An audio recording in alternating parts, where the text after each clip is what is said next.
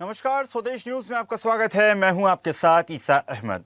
उज्जैन में विक्रम उत्सव का आगाज केवल एक सांस्कृतिक उत्सव नहीं, बल्कि भारत की प्राचीन ज्ञान परंपरा, न्याय व्यवस्था और गौरवशाली इतिहास को पुनर्जीवित करने का एक महाअभियान है। सम्राट विक्रमादित्य की विरासत को समर्पित ये महोत्सव आधुनिक पीढ़ी को अपनी जड़ों से जोड़ने का एक माध्यम है। इसका मुख्य उद्देश्य सम्राट विक्रमादित्य के स्वर्ण युग को याद करना, उनकी न्यायप्रियता, वीरता, उदारता के आदर्शों को समाज में फिर से स्थापित करना है। ये उत्सव 125 से अधिक दिनों तक चलता है, जिसे विश्व के सबसे लंबे सांस्कृतिक महोत्सवों में गिना जाता है, जो सनातन परंपराओं को वैश्विक मंच पर प्रस्तुत करता है। उत्सव के दौरान विक्रमादित्य का न्याय जैसे वैचारिक समागम आयोजित किए जाते हैं, जहां पर मनीषी और विधिवेत्ता प्राचीन न्याय व्यवस्था पर शोध प्रस्तुत करते हैं। इसमें राष्ट्रीय विज्ञान सम्मेलन, ड्रोन शो, रोबोटिक प्रदर्शनियों के माध्यम से प्राचीन भारतीय विज्ञान और आधुनिक तकनीक को एक साथ लाया जाता है। 4 राज्यों के हस्तशिल्प और हथकरघा कलाकार अपने उत्पादों का प्रदर्शन करते हैं, जिससे स्थानीय और पारंपरिक उद्योगों को बल मिलता है। विक्रम उत्सव का आयोजन विक्रम पंचांग का विमोचन और विक्रम संवत की महत्वता का प्रचार करना है।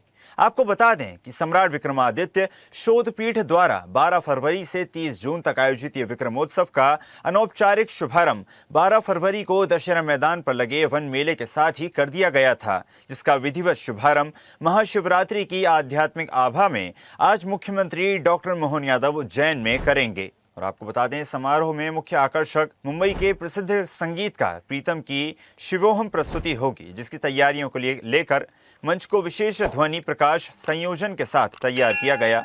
पूर्व रंग में शिवनाद और उसके साथ ही शंख एवं डमरू वादन होगा, जिससे शिवमय वातावरण निर्मित होगा। महाराजा विक्रमादित्य शोध पीठ परिसर में लगी महाभारत कालीन अस्त्र शस्त्रों की प्रदर्शनी और कालिदास संस्कृत अकादमी में परिसर में लगी आर्ष भारत, 84 महादेव, श्री कृष्ण प्रभात, रागमाला, जनजातीय लोक, उज्जैन अयोध्या का विक्रमादित्य से संबंध आधारित प्रदर्शनी का शुभारंभ होगा। इस बार के विक्रमोत्सव में 41 से अधिक बहुआयामी कार्यक्रम होंगे, जिनमें देश विदेश के 4000 से अधिक कलाकार प्रतिभा दिखाएंगे। शिवरात्रि मेले, महाकाल वन मेला, कृषि मेला, विक्रम व्यापार मेला, कलश यात्रा, नृत्य संगीत समारोह, शिव पुराण अनादि पर्व, ड्रोन शो, राष्ट्रीय विज्ञान समागम, वेद अंताक्षरी और प्रकाशन लोक पर्व, लोकार्षण का जैसे कि आपको बता दें, कार्यक्रम इसकी विविधता को दर्शाएंगे। 16 से 25 फरवरी तक हर दिन शाम 7:30 बजे विक्रम नाट्य समारोह होगा। देश के विभिन्न राज्यों की नाट्य परंपराएं मंचित की जाएंगी, जिनमें जटायुवधम, चारुदत्तम और उसके साथ ही अभिज्ञान शकुंतलम, अंधा युग और सौगंधी काहरण जैसी क्लासिकल प्रस्तुतियां भी शामिल हैं। यह आयोजन भारतीय रंग परंपरा के विविध आयामों को एक मंच पर प्रस्तुत करेगा। तो भारतीय परंपरा, भारतीय इतिहास, भारतीय न्यायप्रियता को अपने आप में समेटे हुए ये महापर्व विक्रमोत्सव, जिसमें अनेक कलाएं, अनेक प्रतिभाएं देखने को मिलेंगी। बड़ी संख्या में देश भर से दर्शक इस कार्यक्रम में शामिल होंगे। इस महापर्व पर बड़ी संख्या में लोग और बड़ी संख्या में अतिथि पूरे देश से शामिल होंगे। चलिए अधिक चर्चा करते हैं इस खास कार्यक्रम को लेकर। अखिलेश पांडे जी खास मेहमान हमारे साथ जुड़ गए हैं, पूर्व कुलपति विक्रम विश्वविद्यालय, और साथ ही साथ रमेश शर्मा जी वरिष्ठ पत्रकार भी हमारे साथ जुड़ गए हैं। आप दोनों ही अतिथियों का बहुत बहुत स्वागत, वंदन, अभिनंदन है स्वदेश न्यूज पर। सबसे पहले रमेश जी आपके पास आना चाहूंगा। भारतीय संस्कृति, भारतीय परंपरा, उसको जीवंत करने का सरकार का उद्देश्य, और उसी उद्देश्य की पूर्ति के लिए एक महापर्व, एक महाकार्यक्रम विक्रमोत्सव, किस तरह देखते हैं आप? देखिए, स्वाभाविक रूप से ये कार्यक्रम बहुत अच्छा है और विक्रमोत्सव खास तौर से 2 बातों के लिए सम्राट विक्रमादित्य जाने जाते हैं। एक तो कहीं न कहीं शकों से भारत की जो मुक्ति हुई है और उनको उन्होंने भारत की सीमा के पार भेजा, उसके लिए, वो वीरता के लिए भी, रणनीति के लिए भी वो जाने जाते हैं। युद्ध में चूँकि उनके पिता का बलिदान हो चुका था, उन्होंने अपना बचपन वन में बिताया और उसके बाद आकर के किस रणनीति के तहत उन्होंने अभियान चलाया और संपूर्ण भारत को शकों से मुक्त किया। तो ये रणनीति और उनकी वीरता के प्रतीक, और दूसरे उनके कार्यकाल में कहीं न कहीं जो अनुसंधान हुए हैं, वैज्ञानिक अनुसंधान भी समझ लीजिए, समय के अनुसंधान भी समझ लीजिए, और जो 12 महीने का कैलेंडर उस कालखंड में जो बना था, मैं समझता हूँ आगे चल करके संसार ने उसी का अनुसरण किया। तो मैं समझता हूँ ज्ञान विज्ञान के अनुसंधान के लिए, वीरता की के लिए, संस्कृति और राष्ट्र निर्माण के लिए विक्रमादित्य जी को जाना चाहिए, जाना जाता है। और ये जो विक्रमोत्सव है, स्वाभाविक रूप से कहीं न कहीं भारतीय परंपरा के उस गौरवशाली स्मृति को हमको ताज़ा कराएगा। लेकिन इसके साथ एक बात ज़रूर मैं कहूँगा, क्योंकि आपके पैकेज में जितनी बात आई हैं, वो ज़्यादातर नाच-गाने वाली बातें आई हैं। तो मैं समझता हूँ विक्रमोत्सव में ये जो लोक रंग है, लोक उत्सव है, वो तो हो, लेकिन इसके साथ-साथ कहीं न कहीं भारतीय इतिहास की जो पृष्ठभूमि है और फिर वर्तमान समय में आज उसकी क्या आवश्यकता है। मोटे तौर पर ये बहुत महत्वपूर्ण होता है किस समय पर और क्या बात कही जा रही है और किस समय पर। इस समय आप अगर देखेंगे तो भारतीय संस्कृति में और भारत राष्ट्र पर जिस प्रकार का संकट है, उस प्रकार थोड़ा-सा नाच-गाना कम करके कहीं न कहीं शोध, अनुसंधान, संगोष्ठी और मैं समझता हूँ वीरत्व का और संपूर्ण समाज कैसे एकजुट बने। जिस तरीके से सम्राट विक्रमादित्य ने पूरे भारत को एक सूत्र में बाँधा था, आज बहुत आवश्यकता है पूरे सनातन समाज को तोड़ने के जो षड्यंत्र चल रहे हैं, उसके बीच में सनातन समाज एक सूत्र में कैसे बंधे, ये सारे कार्यक्रम विक्रमोत्सव में शामिल किए जाने चाहिए। जी। जी अखिलेश जी, जिस प्रकार रमेश शर्मा जी ने बड़ी खूबसूरती से बताया किस प्रकार सम्राट विक्रमादित्य न्यायप्रियता के लिए जाने जाते थे, तो क्या लगता है आपको भारतीय न्याय व्यवस्था, भारतीय न्यायप्रियता आज के दौर में कितनी ज़्यादा प्रासंगिक है? जी अखिलेश जी। अखिलेश जी, अपना डिवाइस अनम्यूट कर लीजिए आप। नमस्कार, मैं शर्मा साहब से बिल्कुल सहमत हूं। मैं बताना चाहूंगा कि उज्जैन में विक्रमादित्य शोध संस्थान एक बहुत बड़ा संस्थान के रूप में उभर के आ रहा है, जहां पर बहुत सारे शोध इस क्षेत्र में जो विक्रमादित्य के नवरत्न थे वो किस किस फील्ड के थे और उनका क्या योगदान था, इस पर बहुत शोध शुरू हो चुका है। अभी थोड़े दिन पहले उस पर जितने भारतीय जो वैज्ञानिक थे, मतलब उस समय एंशिएंट समय में, उनके सबके बारे में डॉक्यूमेंटेशन हुआ है और बहुत अच्छा शोध जो है उस पर अब शुरू हो चुका है। मैं बताना चाहूंगा कि ये जो विक्रमा महोत्सव है, इसमें संगोष्ठी भी होती है जिसमें विक्रम यूनिवर्सिटी भी पार्टिसिपेट करती है। संस्कृत पाणिनि विश्वविद्यालय भी इसमें जुड़ा रहता है।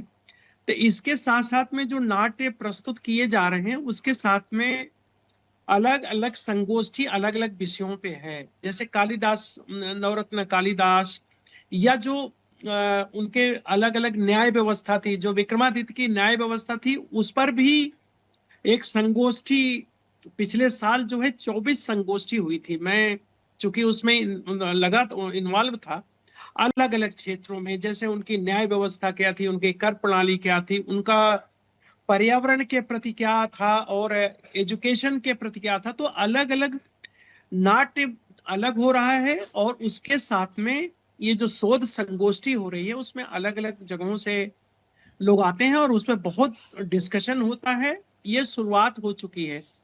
अभी ये विक्रम संवत के बारे में पिछले बार जितने भारतवर्ष के जो ये कैलेंडर बनाते हैं, उसमें कम से कम 25 अलग अलग संस्थानों के लोग, अलग अलग प्रांतों के लोग आए थे। उस पर बहुत अच्छा एक संगोष्ठी हुआ था और विक्रम संवत के बारे में उस पर चर्चा हुई थी। तो ये नाट्य वगैरह भी हो रहा है और उसके साथ में ये संगोष्ठी भी हो रही है। और खास सबसे बड़ी अच्छी चीज एक मुझे लगी कि जो विद्यार्थियों का इसमें पार्टिसिपेशन बढ़ रहा है, शोधार्थी इसमें बहुत आ रहे हैं और मुझे उम्मीद है कि ये बहुत अच्छा एक कार्यक्रम है जिसके माध्यम से जो हमारी विरासत है अलग अलग विषयों में, अलग अलग क्षेत्रों में, वो विद्यार्थियों तक पहुंच रही है। जी बिल्कुल, माना जा सकता है लगातार संस्कृति से जोड़ने का ये प्रयास किया जा रहा है। रमेश जी, लगातार अगर बात की जाए, जो भारतीय युवा हैं, मध्य प्रदेश के युवा हैं, पाश्चात्य संस्कृति से प्रभावित होते जा रहे हैं, वहाँ पर लगातार आकर्षित होते नजर आ रहे हैं। क्या लगता है आपको, इस प्रकार के जो आयोजन हैं, इनके माध्यम से एक बार फिर युवाओं को, जो महिलाएं हैं, उनको भारतीय संस्कृति से, भारतीय परंपराओं से जोड़ा जा पाएगा? देखिए, स्वाभाविक रूप से इस तरह के कार्यक्रमों में ये प्रयास तो होता है, जी। तो लेकिन एक बड़ी एक आश्चर्यजनक बात ये है कि इस तरह के सांस्कृतिक कार्यक्रम हो, बौद्धिक कार्यक्रम हो या कथा प्रवचन हो, समाज जाता है और सारी चीजें वहीं की वहीं छोड़ करके वो चला आता है। कई बार ये कहा जाता है कि अगर हम गुलामी की जंजीर को आभूषण समझ करके उसका श्रृंगार करने लगे, ऐसे समाज की मुक्ति थोड़ी सी कठिनाई से होती है। मैं समझता हूँ हिंदू समाज में जो वातावरण बन रहा है, दिखावट का और सजावट का, केक काटने जैसा भी, और अभी 14 तारीख ने की वैलेंटाइन डे, भर गया पूरा सोशल मीडिया। तो स्वाभाविक रूप से कहीं ना कहीं उसके लिए इस तरह के कार्यक्रमों के साथ साथ जो पारिवारिक संस्कार हैं, जहां वो बच्चा आंख खोलता है, पढ़ता है, घूमता है, उसके भी बहुत स्वभाव की जरूरत है। और इस तरह के अगर कार्यक्रमों में मैं समझता हूं कि एक सब्जेक्ट ये जुड़ना चाहिए कि व्यक्तित्व का निर्माण कैसा हो। आप कल्पना कर सकते हैं विक्रमादित्य जी के व्यक्तित्व के निर्माण में उनकी माता का योगदान किस प्रकार रहा है, वन में रह करके किस प्रकार उन्होंने अपने बच्चे को खड़ा किया है।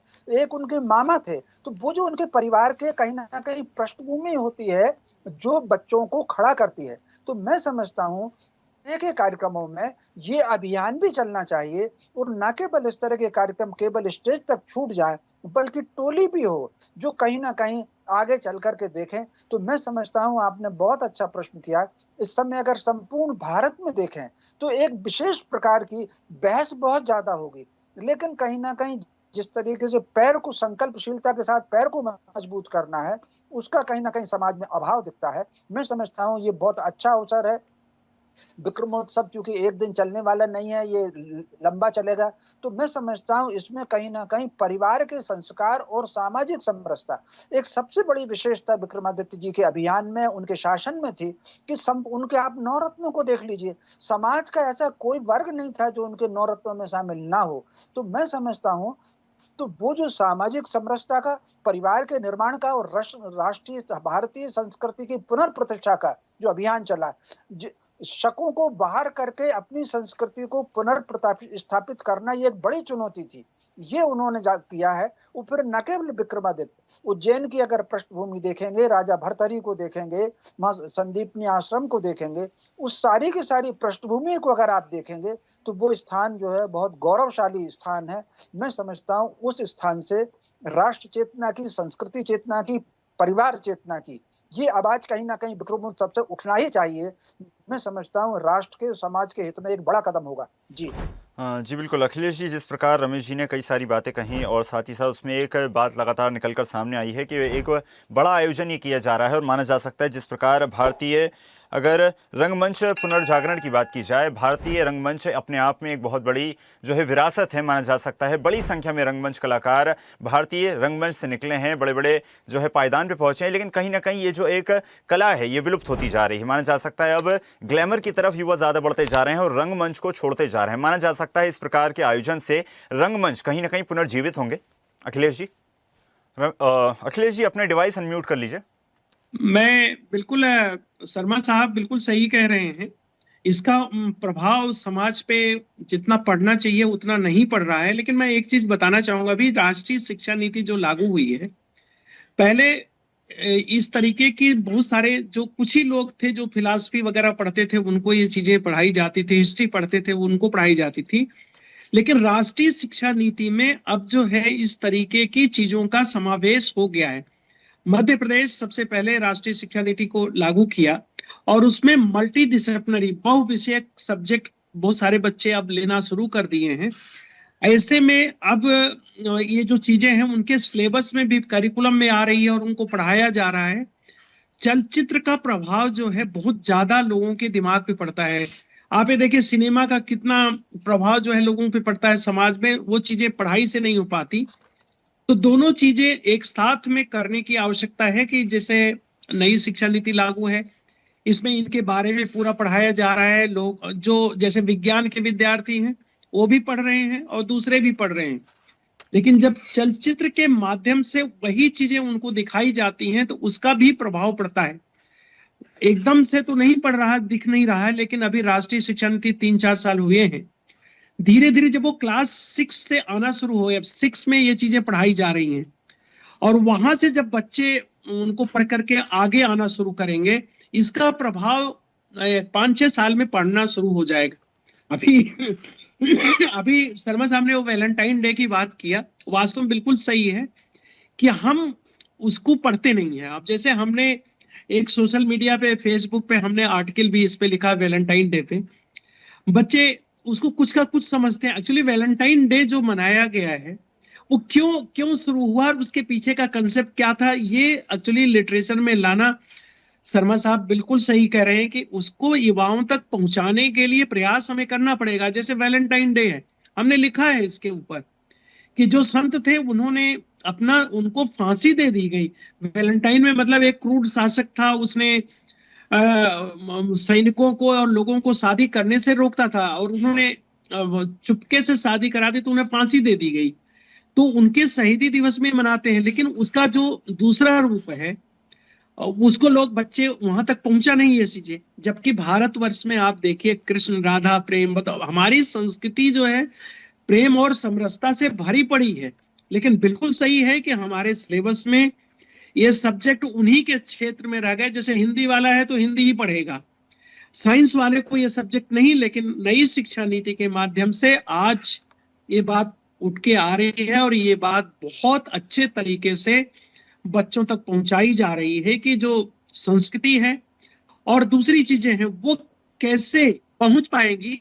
ये बहुत बड़ा एक है जो जिसका कि अब धीरे धीरे उसका प्रभाव पड़ना शुरू हो जाएगा। जी बिल्कुल, माना जा सकता है कई सारे प्रयास हैं जो सभी इस कार्यक्रम के माध्यम से पूरे करने की कोशिश की जा रही है। रमेश जी, आपके पास आना चाहूँगा, और मैं समझता हूँ इस चर्चा का सबसे महत्वपूर्ण सवाल भी यही है कि 125 दिन लंबा ये महोत्सव लगातार जारी रहेगा। एक बड़ा बजट इसे अलॉट किया गया है, काफ़ी ज़्यादा कलाकार यहाँ पर नजर आएंगे, काफ़ी ज़्यादा प्रतिभाएं नजर आएंगी। समाज को इससे क्या प्राप्त होगा और सरकार का प्रयास क्या है इससे समाज तक पहुँचाने का? देखिए, मोटे तौर पर सरकार का प्रयास ये बहुत अच्छा है। स्वाभाविक रूप से कहीं ना कहीं भारतीय संस्कृति का जो मूल है और मध्य प्रदेश और उज्जैन की जो महत्ता है, राजा विक्रमादित्य की जो विशेषता है, उससे कहीं ना कहीं पूरे प्रदेश को और देश को अवगत कराना ये राज्य सरकार का बहुत अच्छा प्रयास है। और चूंकि ये चलने वाला कार्यक्रम आपने खुद ही कहा कि 125 दिन ये कार्यक्रम चलेगा, तो इसमें मैं समझता हूँ न केवल उज्जैन बल्कि इस बीच में उज्जैन जो पर्यटक जाएंगे क्षिप्रा का स्नान करने के लिए, महाकाल बाबा के दर्शन करने के लिए, वो सब लोग भी कहीं ना कहीं इसमें शामिल होंगे। तो इसमें पूरे भारत के लोग इसमें शामिल होंगे, और कहीं ना कहीं वो अगर आधा घंटे बैठे, 1 घंटे बैठे, और उसमें कितना उन पर प्रभाव पड़ेगा वो अलग बात है, लेकिन थोड़ा बहुत प्रभाव जरूर पड़ेगा। तो मैं समझता हूँ ये कार्यक्रम अच्छा है और इसको लंबा चलेगा, इसका संदेश तो जाएगा। जी जी बिल्कुल, किसी भी कार्यक्रम के माध्यम से अगर समाज में छोटा भी बदलाव आता है तो माना जा सकता है वो जो कार्यक्रम रहा वो सफल रहा।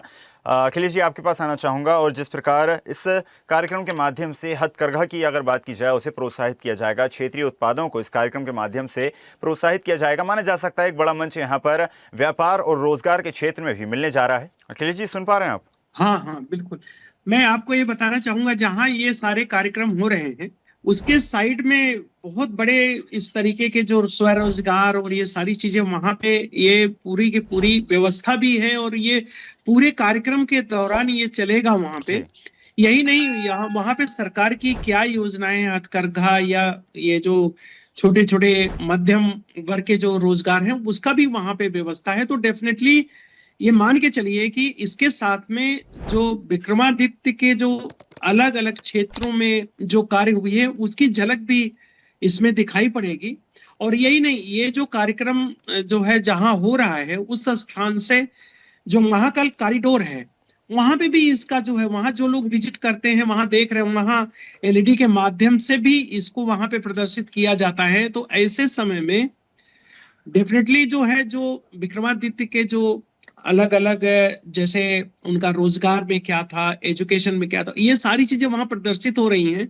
तो जो बाहर के लोग आए हुए हैं, जैसा सर बोल रहे हैं शर्मा साहब कि बाहर के पर्यटक भी आ रहे हैं, तो पर्यटक भी जो यहाँ नहीं आ पा रहे हैं वो शहर के दूसरी जगहों पे जो है इसका एलईडी के माध्यम से वो उसको भी देख रहे हैं, और अभी संख्या बढ़ रही है। मैं 4 साल उज्जैन में रहा हूं, जब ये कार्यक्रम आयोजित होता है तो बहुत सारे पर्यटक जो दर्शन के लिए वहां से आते हैं वो आते हैं इसमें, और इसमें उनकी सहभागिता भी होती है, वो लोग इसमें बैठते हैं और इसको सारी चीजों को देखते हैं। तो डेफिनेटली ये जो कार्यक्रम हो रहा है इससे एक तरीके से धीरे धीरे परिवर्तन होगा, लेकिन थोड़ा धीरे धीरे धीरे। और अब अभी पिछले वर्ष यदि आप लोगों ने देखा होगा कि हैदराबाद में जब आयोजित हुआ ये कार्यक्रम तो लोगों को लग रहा था कि साउथ में ये कैसे होगा, लेकिन साउथ में जिस समय हैदराबाद में इसका आयोजन किया गया और हिंदी में था, मतलब ये नहीं कि वहां की लैंग्वेज में था, हिंदी में था, तो इतनी भीड़ वहां पे हुई कि जिसका कोई मतलब बहुत, तो इसका मतलब कि ये जो कार्यक्रम है इसका कहीं ना कहीं प्रभाव पड़ना शुरू हो रहा है, और धीरे धीरे धीरे धीरे इसमें डेफिनेटली परिवर्तन आएगा, क्योंकि अब ये शिक्षा में भी आ गया है। मतलब कोई भी ऐसा नहीं है केवल हिंदी और हिस्ट्री वाले, बल्कि अब इसको आर्ट्स वाले भी पढ़ रहे हैं, कॉमर्स वाले भी पढ़ रहे हैं, साइंस वाले भी पढ़ रहे हैं। तो पढ़ाई के साथ साथ में यदि इस तरीके का उनको अवसर भी मिलेगा तो मुझे लगता है कि इसका प्रभाव समाज पे बहुत जल्दी पड़ेगा। हाँ जी बिल्कुल रमेश जी, और जिस प्रकार सम्राट विक्रमादित्य के योगदान को समाज तक पहुंचाने का सरकार का बेहद सराहनीय प्रयास, जिसमें समाज ने भी अपनी भूमिका बेहद सराहनीय निभाई है, और माना जा सकता है अब सम्राट विक्रमादित्य के अलावा भी जितने महानुभाव हैं, भारतीय इतिहास भरा हुआ है ऐसे महानुभावों से, उनके बलिदान को, उनके योगदान को भी अब समाज तक पहुँचाने का प्रयास किया जाएगा। निश्चित रूप से, स्वाभाविक रूप से ये अभियान चलना चाहिए। जिस तरीके से सम्राट विक्रमादित्य को लेकर के अभियान चल रहा है, उसमें अगर आप देखेंगे तो मध्य प्रदेश का कोना कोना, मिट्टी का कोई ऐसा गांव का, कोई ऐसा किसी जिले का कोई ऐसा क्षेत्र नहीं है जहां कोई प्रमुख बलिदानी ना हो। मैं समझता हूं ये स्थानीय लोगों को इसकी चेतना आनी चाहिए और स्थानीय स्तर पर इसके अभियान होना चाहिए। कई छोटी छोटी घटनाएं हैं, जो भोपाल के आसपास कितनी सारी घटनाएं हैं, विदिशा के आसपास घटनाएं हैं, इन सब चीजों को भी संकलन होना चाहिए। जी जी बिल्कुल अखिलेश जी, आपके पास आना चाहूँगा और अंतिम और क्लोजिंग स्टेटमेंट भी आप ही से लेना चाहूँगा। जिस प्रकार लंबे समय से आप उज्जैन से भी जुड़े रहे और विक्रम विश्वविद्यालय से भी जुड़े रहे, जिस प्रकार सरकार की मंशा है जन जन तक इस पहल को पहुँचाया जाए, इस कोशिश को पहुँचाया जाए कि अपनी संस्कृति और सभ्यता से जुड़ें, आपको क्या लगता है इस प्रोग्राम के माध्यम से कितना ज़्यादा प्रभाव समाज पर पड़ने वाला है? मैं आपको कहना चाहूंगा कि ये कार्यक्रम का तो प्रभाव पड़ेगा ही पड़ेगा, लेकिन शोध संस्थान जो विक्रमादित्य शोध संस्थान है, जैसा अभी शर्मा साहब ने बोला, 2-3 वॉल्यूम्स उन्होंने अनकहे जो हमारे जनजातीय जो स्वतंत्रता संग्रामी रहे, उनके बहुत सारे डॉक्यूमेंट्स फोटोग्राफ के साथ में डॉक्यूमेंट भी किया है। मतलब डॉक्यूमेंटेशन भी चल रहा है, बहुत तेजी से जो है शोध संस्थान इस पर काम कर रहा है, और वो डॉक्यूमेंट पीडीएफ में और सोशल मीडिया पे वो लोग उसको उपलब्ध करा रहे हैं। तो इस डेफिनेटली ये मान के चलिए कि इस कार्यक्रम से ये जन जागृति आई है। जन जागृति के साथ में ये शिक्षा में भी उसी तरीके से शिक्षा में आ रही है, और जब इस तरीके के कार्यक्रम शिक्षा के साथ जुड़ जाते हैं तब समाज में इसका बहुत प्रभाव पड़ना निश्चित, और प्रभाव पड़ना शुरू हो गया, पड़ेगा भी। जी बिल्कुल, माना जा सकता है सरकार की ये कोशिश बेहद सराहनीय है। समाज में बदलाव लाने का प्रयास किया जा रहा है, युवाओं को अपनी संस्कृति, अपनी सभ्यता से जोड़ने का एक बेहद सराहनीय प्रयास सरकार द्वारा। आप दोनों ही अतिथियों का बहुत बहुत धन्यवाद जुड़ने के लिए और इस सार्थक चर्चा में शामिल होने के लिए। तो सुना आपने किस प्रकार एक महापर्व की तरह विक्रम उत्सव को मनाया जा रहा है। बड़ी संख्या में देश प्रदेश के दर्शक इसमें शामिल होंगे और साथ ही साथ समाज में एक परिवर्तन लाने का प्रयास भी धरातल पर उतरता हुआ दिखाई देगा। इस खास पेशकश में फिलहाल इतना ही। आप देखते रहिए स्वदेश न्यूज, सबसे पहले देश। देखते रहिए स्वदेश न्यूज। अगर आप इस वीडियो को सोशल मीडिया हैंडल फेसबुक या इंस्टाग्राम पर देख रहे हैं तो हमें फॉलो करें। अगर यूट्यूब पर देख रहे हैं तो सब्सक्राइब करें और बेल आइकन दबाना ना भूलें।